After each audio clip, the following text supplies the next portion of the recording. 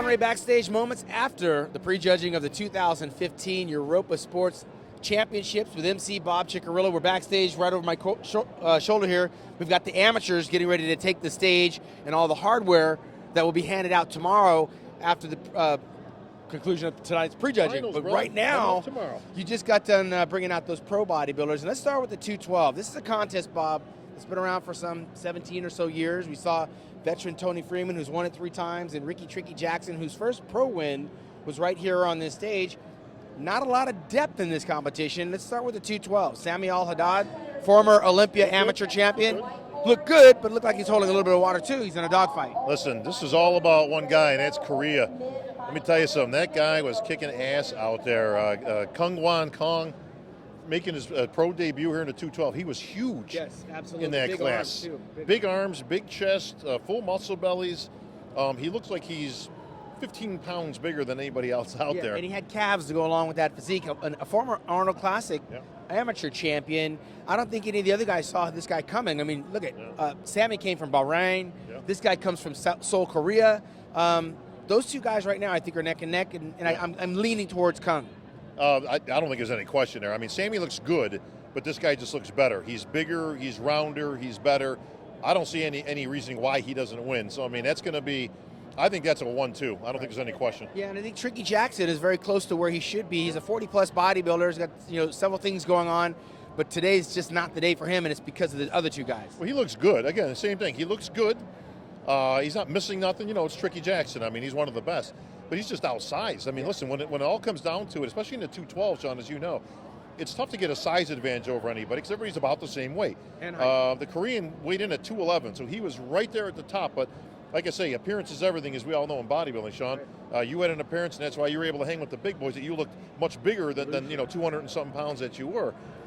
He looks like he's 215 pounds, 220 out there. Big difference. Yeah, one guy that looked really good was Craig Richardson. I mean, he surprised me. He came in with the ripped glutes, the nice separation in the quadriceps. Something is still missing.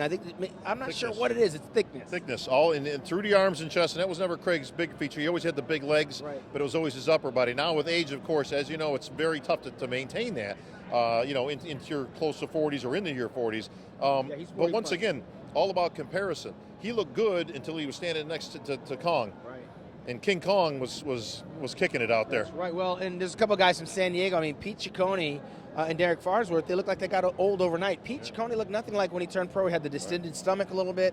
I saw several athletes with a little bit of stomach distension. But let's get into the open category where, again, we thought on paper Tony Freeman was going to walk in here and walk away with it until Fred Biggie Small showed up. Well, yeah, you know what? Paper doesn't always work.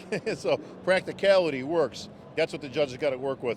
Tony looks good for a 49-year-old bodybuilder. Unfortunately, in perspective, yeah. I mean, listen, Tony looks fantastic, man, but he can't hang. He's not quite to have the roundness that he used to have, Shawn, the thickness.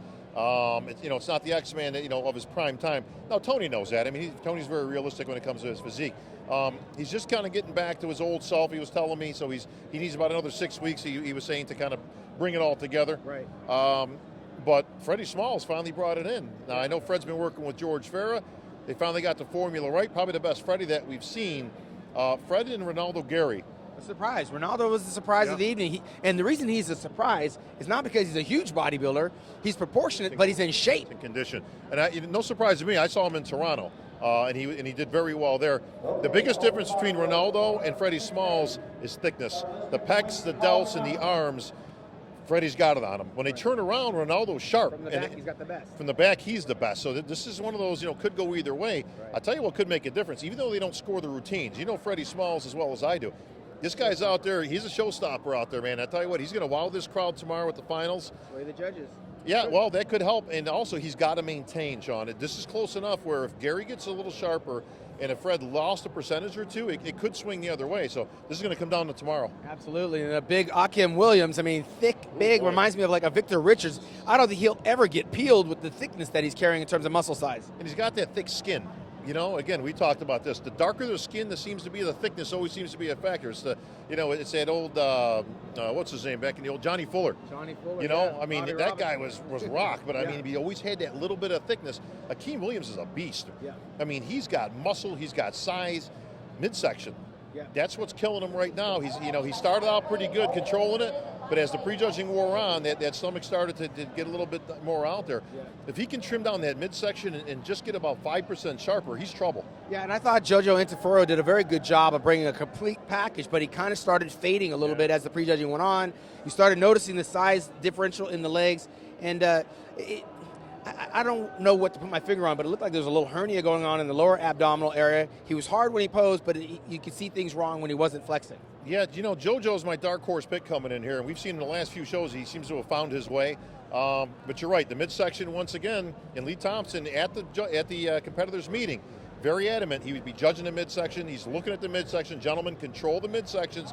It's going to hurt you. So he was very upfront with that. But JoJo did seem to have a little bit of tough time controlling that, and he did seem to fade a little bit. I think he was being considered for 1 or 2 when he first came out. The first call. But then he kind of moved the slot, and then I think Akeem Williams overtook him as they were going on. JoJo looks like he's fighting for 4th right now. Yeah, well, we're going to find out all those results. Lots of interesting storylines going on right here in Dallas. But right now we got to wrap up the finals, or the prejudging for the amateurs. Tomorrow we'll come back at 2:30 for the pros, and we'll do another wrap up right here. And someone is going to be the new king of Dallas, Texas, because Tony Freeman doesn't look like he's in the hunt. But for Bob Chick, I'm Shawn Ray, musculardevelopment.com.